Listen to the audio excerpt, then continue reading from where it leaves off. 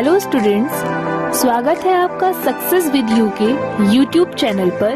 50 शब्द प्रति minute legal matter dictation प्रारंभ होगी 5 सेकेंड बाद। 5, 4, 3, 2, 1।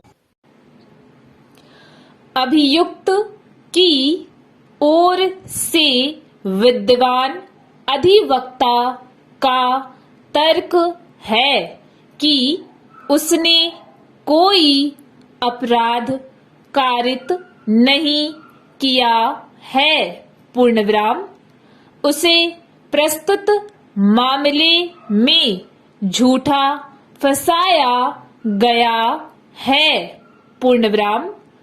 मेमोरेंडम एवं जब्ती के साक्षी इसका समर्थन नहीं करते हैं, आरोपी की विधिवत शिनाख्त नहीं हुई है, पूर्णविराम।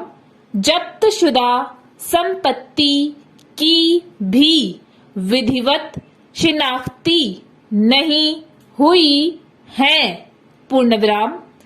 विवेचना अधिकारी एवं फरियादी के कथन प्रति परीक्षण में अखंडित नहीं रहे हैं, पूर्णविराम।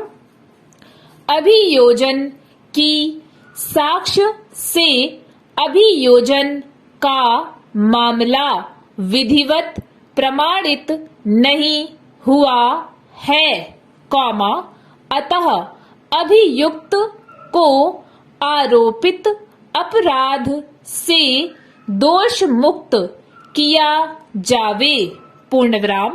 जबकि अभियोजन ने विपरीत तर्क किया है कि अपने मामले को विधिवत प्रमाणित होना बताते हुए अभियुक्त को आरोपित अपराध में दंडित किए जाने का निवेदन किया है, पूर्णविराम।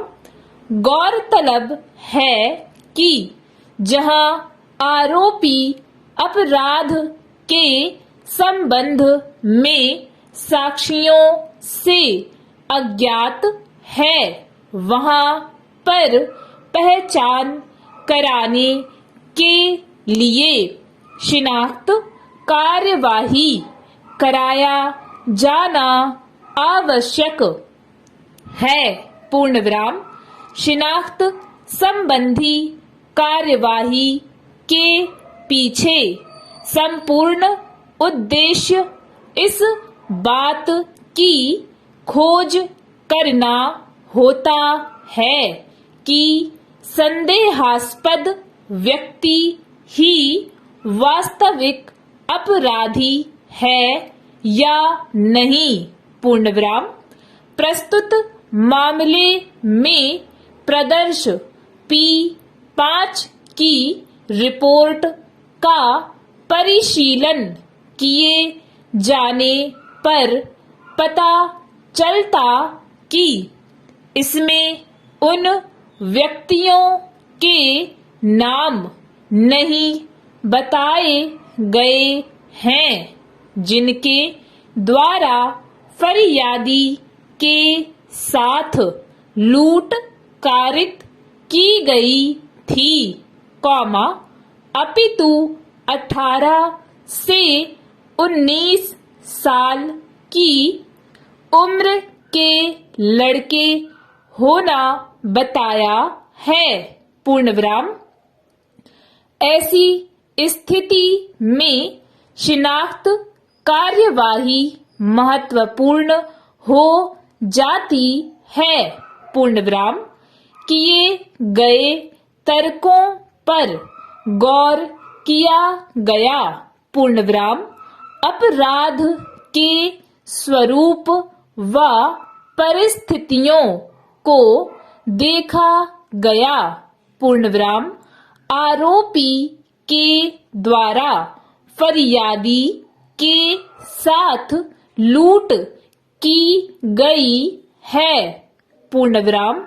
अतः अपराध के स्वरूप को देखते हुए आरोपी को परिवीक्षा का लाभ दिया जाना उचित नहीं पाता हूँ, पूर्णविराम।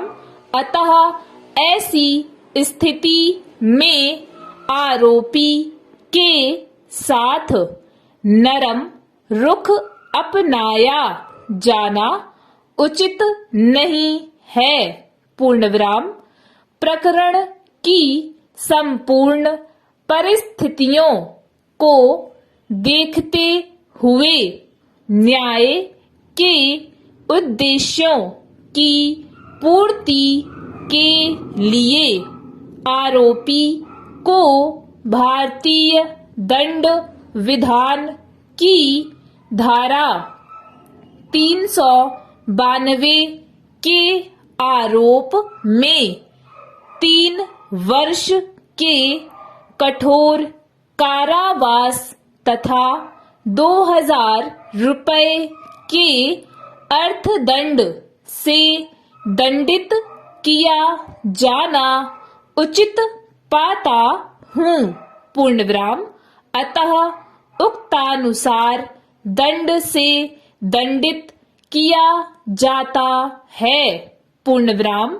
अर्थदंड की राशि अदा न किए जाने की दशा में उसे 3 माह का अतिरिक्त कारावास भुगताया जावे, पूर्णविराम। अर्थदंड की राशि अदा होने पर अर्थदंड की संपूर्ण राशि प्रकरण की फरियादिया दीपमाला को दंड प्रक्रिया संहिता की धारा 357 के अंतर्गत बतौर प्रतिकर अपील अवधि पश्चात अपील न होने की दशा में प्रदान की जावे, पूर्णविराम। आरोपी विगत दिनांकों से अभिरक्षा में है, अतः अभिरक्षा में बिताई गई अवधि नियमानुसार कारावास के दंड में समायोजित की जावे, पूर्णविराम। इस संबंध में दंड प्रक्रिया संहिता की धारा 428 के तहत प्रमाण पत्र पृथक से तैयार किया जावे, पूर्णविराम। सजा वारंट बनाया जावे, पूर्णविराम।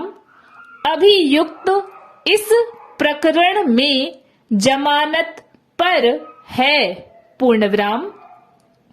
अपील अवधि पश्चात जमानत मुचलके निरस्त हो, पूर्णविराम।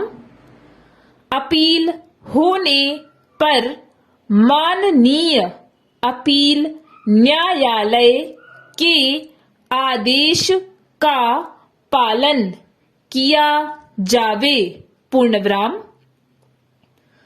प्रकरण में जब्तशुदा सोने की चैन व 500 रुपए पूर्व से सुपुर्दगी पर हैं, पूर्णविराम।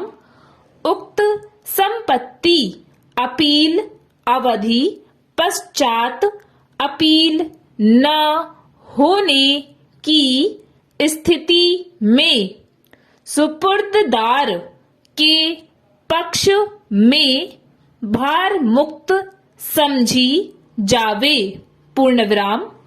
अपील होने पर माननीय अपील न्यायालय के आदेश का पालन किया जावे। पूर्णविराम।